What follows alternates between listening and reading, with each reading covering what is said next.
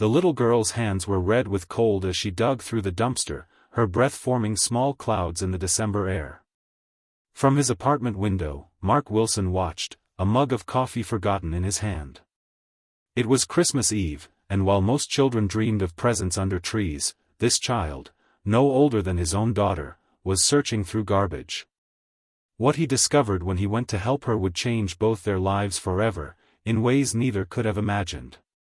If this story touches your heart, please consider hitting that like button and subscribing to our channel for more real-life stories that remind us of the power of human connection. Mark Wilson hadn't decorated for Christmas this year. The artificial tree remained boxed in the storage closet, and the string lights stayed tangled in their container. At 42, he found himself facing the holiday season as a single father for the first time, and the weight of it felt crushing. "Dad, when is Mom coming to open presents?" 7-year-old Lily had asked that morning, her innocent question piercing his heart. "Honey, remember what we talked about?" Mom won't be here for Christmas this year." The words still felt foreign on his tongue, 6 months after Sarah had walked out on them, claiming she needed to find herself before disappearing to the West Coast with her yoga instructor. Now, as evening settled over their apartment complex in suburban Chicago, Mark stood at the window, watching the snow begin to fall. Christmas Eve. Once his favorite night of the year, now just another reminder of how thoroughly his life had unraveled. Lily was in her room, having retreated there after dinner.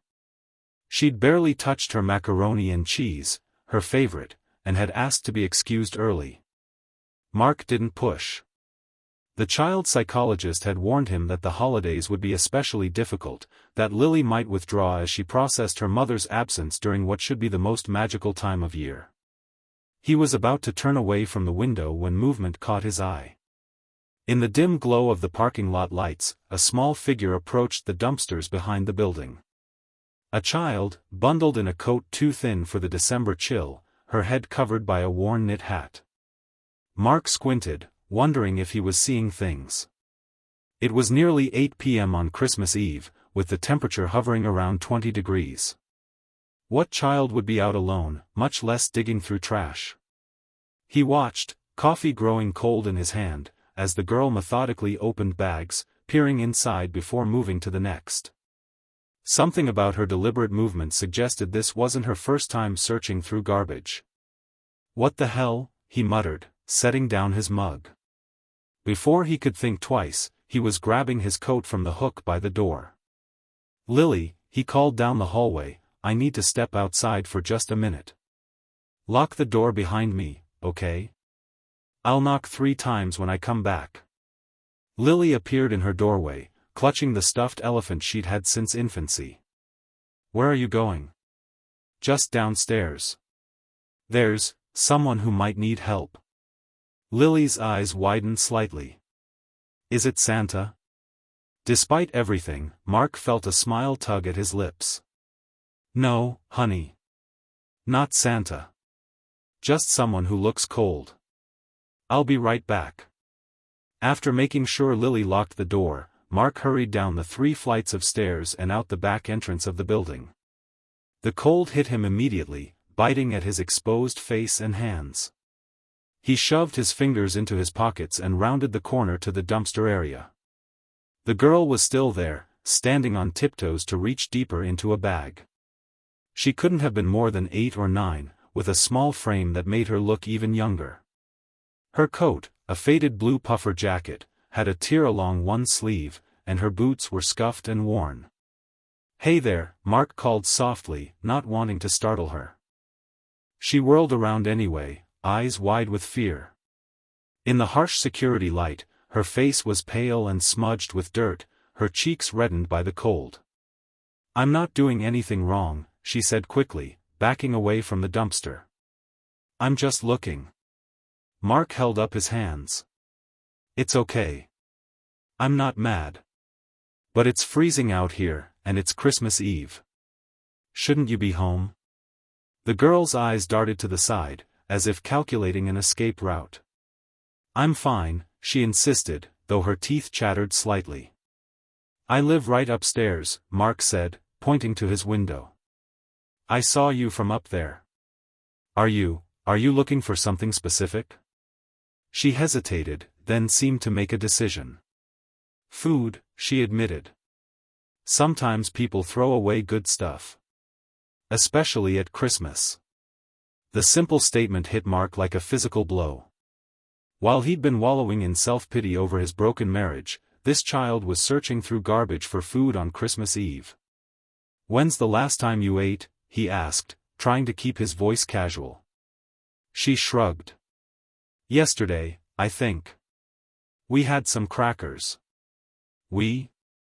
The girl's face closed off immediately. I should go.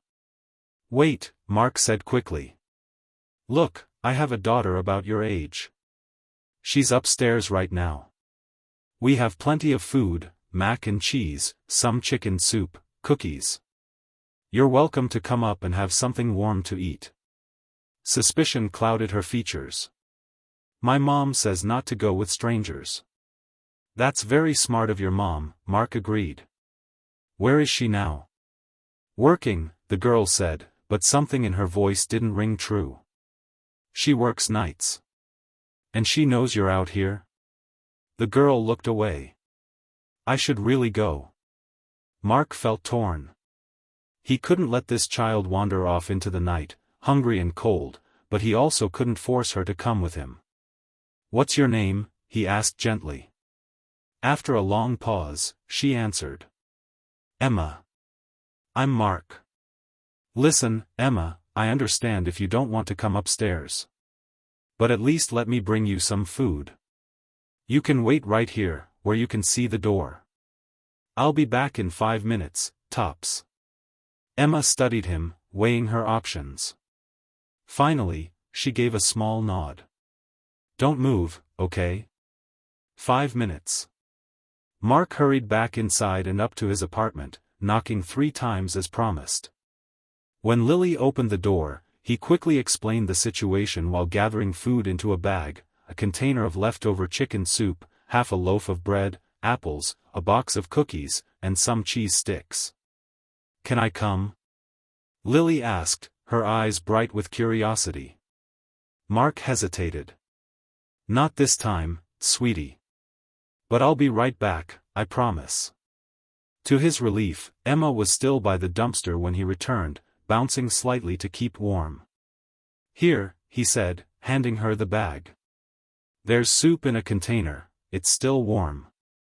And some other stuff that should keep for a while. Emma took the bag, peering inside with undisguised hunger. Thank you, she whispered. Emma, where do you live? Can I help you get home? She clutched the bag tighter. I can get home myself. It's not safe for you to be out alone this late. Especially in this cold. I'm fine. I do it all the time. The casual way she said it made Mark's stomach clench. At least tell me where you live, so I know you're not going far. Emma pointed vaguely toward the next block. Over there. The green building. Mark knew the place, a rundown apartment complex that had seen better days. It was about a 5-minute walk. Will your mom be home soon? Yeah, Emma said, but she wouldn't meet his eyes. Mark made a decision. I'm going to walk you home. Just to make sure you get there safely. I'll stay back if you want, but I need to know you're okay. Emma looked like she might refuse, but then she nodded reluctantly. Okay. But just to the building. Mark texted Lily that he'd be a few more minutes, and they set off, Emma walking slightly ahead, clutching her bag of food. She moved with purpose, clearly familiar with the route. As they walked, Mark tried gentle conversation. Do you live with just your mom? And my brother, Emma said after a moment. He's little. How old? 4. Is he at home now? Emma nodded. He's sleeping. Alone? Mark couldn't keep the concern from his voice. Emma shot him a defensive look. I locked the door. And I wasn't gone long. Mark bit back his instinctive response. Judging this girl or her situation wouldn't help. You're a good sister, looking out for him like that. They reached the green apartment building, its facade crumbling in places, several windows dark or covered with cardboard. This is it, Emma said, stopping at the entrance. I can go in by myself. Which apartment is yours? Just so I know you got in safely. Emma hesitated. 2B, she finally said. But you don't need to watch. I have a key. Mark nodded, though something felt off. Okay, Emma. You take care of yourself and your brother. And if you need anything, more food, or help of any kind, I'm in apartment 3C in the building back there. The one with the blue awning. Emma nodded, already turning toward the entrance. Thanks for the food. Mark watched as she disappeared inside, fighting the urge to follow. Something about the situation didn't sit right, but he had no authority to intervene further. And Lily was waiting for him at home. As he walked back to his apartment, snowflakes beginning to fall more heavily, Mark couldn't shake the image of Emma's small figure digging through trash on Christmas Eve. The contrast with his own daughter's life, even with its recent difficulties, was stark and unsettling. When he returned home, Lily was waiting eagerly for details. Was she okay, Dad? The girl you saw? Mark hung up his coat, choosing his words carefully. I think she needed some help, so I gave her some food. Was she homeless? Lily asked, her eyes wide. No, honey. She has a home. But I think her family might be going through a tough time. Lily considered this. Like us? Because Mom left? Mark sat down on the couch, pulling Lily close. We've had some sad times, that's true. But we're very lucky in many ways. We have this nice apartment, plenty of food, and most importantly, we have each other. Lily leaned against him. Is the girl all alone? No, she has a mom and a little brother. But I think they might be struggling right now. Lily was quiet for a moment, then looked up at him with determination. We should help them. How do you think we could do that? We could give them some of our Christmas presents, Lily said without hesitation. I don't need all of mine. Mark felt a surge of pride so intense it brought tears to his eyes. Despite everything she'd been through, his daughter's first instinct was to give. That's a beautiful thought, Lily. We'll figure out a way to help them, I promise. After tucking Lily into bed with a Christmas story, Mark sat in the living room, unable to stop thinking about Emma. On impulse, he grabbed his coat again and headed back out. The green apartment building looked even more forbidding in the thickening snowfall. Mark approached the entrance, noting the broken security lock that allowed him to walk right in. The hallway smelled of mildew and cigarette smoke, the walls stained and peeling. He found 2B and stood outside, listening. No sounds came from within. After a moment's hesitation, he knocked softly. No answer. He knocked again, a little louder. Emma? It's Mark from earlier. Still nothing. A door opened across the hall, and an elderly woman peered out. You looking for someone in 2B? Yes, a little girl named Emma. I met her earlier tonight. The woman shook her head. Nobody's lived in 2B for months. Got condemned after a pipe burst and flooded the place. Mark felt a chill that had nothing to do with the temperature. Are you sure? A girl about 8 years old, with a little brother? Mister, I've been here 15 years. I know every tenant on this floor. Nobody's been in that apartment since the Johnsons moved out in September. Mark tried the doorknob. It turned easily, and the door swung open to reveal an empty apartment, water stains marking the ceiling, debris scattered across the floor. No furniture, no signs of habitation. Emma had lied. Back outside, Mark stood in the falling snow, unsure what to do. If Emma wasn't living here, where was she? And why had she lied about it? On a hunch, he walked around to the back of the building. There, behind a row of dumpsters similar to the ones at his own complex, he noticed a narrow path leading to a small utility shed. As he approached, he saw a faint light flickering inside, the glow of a battery-powered lantern or flashlight. Heart pounding, Mark moved closer and gently knocked on the shed door. "Emma?" "It's Mark. I'm not mad, I just want to make sure you're okay." Silence, then a shuffling sound. The door cracked open, and Emma's face appeared, fear and defiance mingling in her expression. "How did you find me?" "I went to 2B. It's empty." Emma's shoulders slumped. "Are you going to call the police?" "That depends. I need you to tell me the truth. Where's your mom, Emma?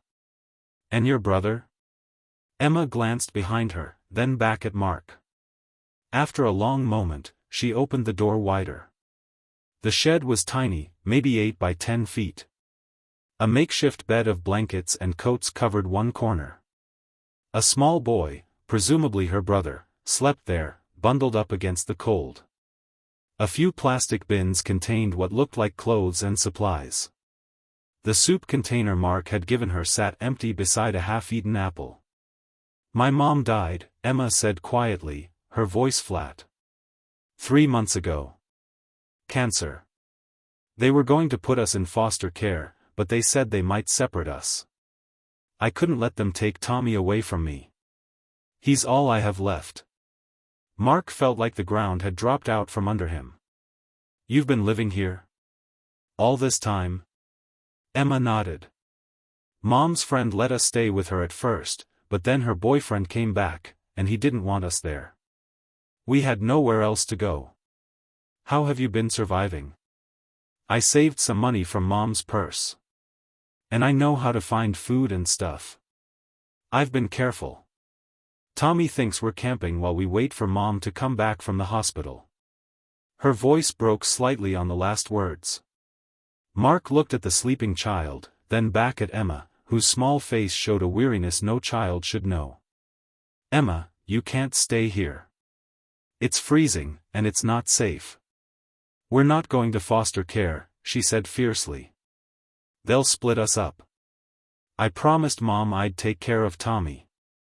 "Listen to me," Mark said, kneeling to meet her eyes. "I understand why you're scared. But you don't have to do this alone anymore. Will you trust me to help you? Just for tonight, come back to my apartment. It's warm, and you and Tommy can have a proper meal and sleep in real beds. Tomorrow, we'll figure things out together. I promise I won't let anyone separate you two." Emma looked at her brother, then back at Mark. "How do I know I can trust you?" "You don't," Mark admitted. "But I'm a dad. I have a daughter who's worried about you. And it's Christmas Eve. No one should be alone in a cold shed on Christmas Eve." After what seemed like an eternity, Emma nodded. "Okay. But just for tonight." Mark helped gather their meager belongings while Emma gently woke Tommy, explaining in soothing tones that they were going to a friend's house for Christmas. The little boy was groggy but compliant, allowing Mark to wrap him in an extra coat before lifting him into his arms. The walk back to Mark's apartment was silent, the snow creating a peaceful blanket over the neighborhood. Christmas lights twinkled in windows, and somewhere in the distance, carolers could be heard singing "Silent Night." When they reached his building, Mark felt a strange sense of coming home, as if he'd been on a much longer journey than the few blocks he'd traveled. Lily was asleep when they entered, but the apartment was warm and bright.